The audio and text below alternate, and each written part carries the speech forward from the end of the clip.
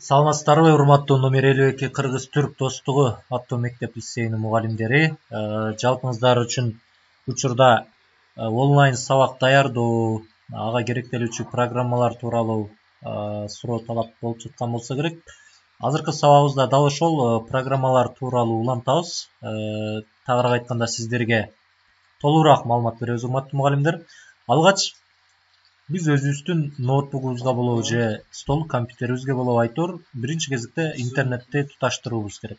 Мейли ал Wi-Fi аркылуу болсун же болбосо интернет кабелдер аркылуу болсун, мына ушул эки жол менен интернетти туташтырасыз.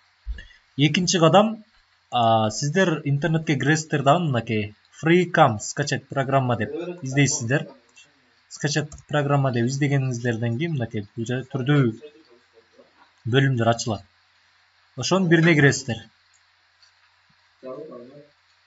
Мынакей. Негизи менде установка болгон, урматтуу мугалимдер.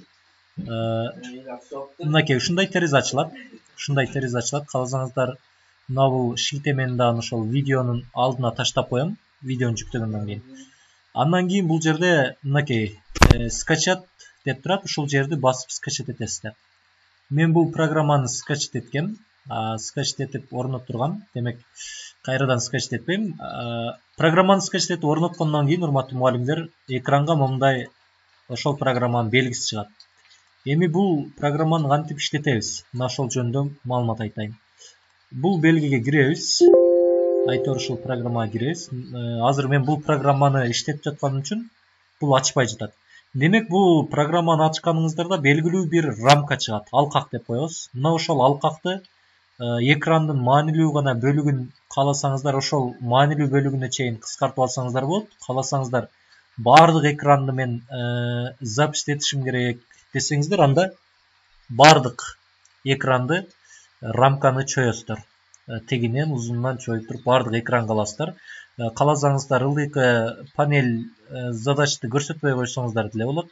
Эгерде Word'то сабак өтөм десеңиздер, анда книжный форматта болсо, ошол эки жагын тартып, книжныйга турулап алсаңыздар болот. Негизи жалпы эле экранды алганыңыздар жакшы болот. Анан экрандын сол жак бурчунда кичинекей кызыл бир белги турат. Айтор момундай белги турат. Ошол белгине сиздер басканыңыздарда, демек 3, 2, 1 болуп туруп запись боло баштайт. Ошол учурдан баштап сиз өзүңүз сүйлөп, кошумча маалымат катары бере кетсек, эч кандай микрофон кереги жок. Ноутбук автоматтык түрдө сиздин сүйлөп жаткан үнүңүздү жазып алат. Бул жерден дагы бир кошумчалай кетишибиз керек болот. Демек, бизге ноутбук керек болот көбүнчө. Стол компьютерден дагы бизге көбүрөөк ноутбук болсо жакшыраак болот.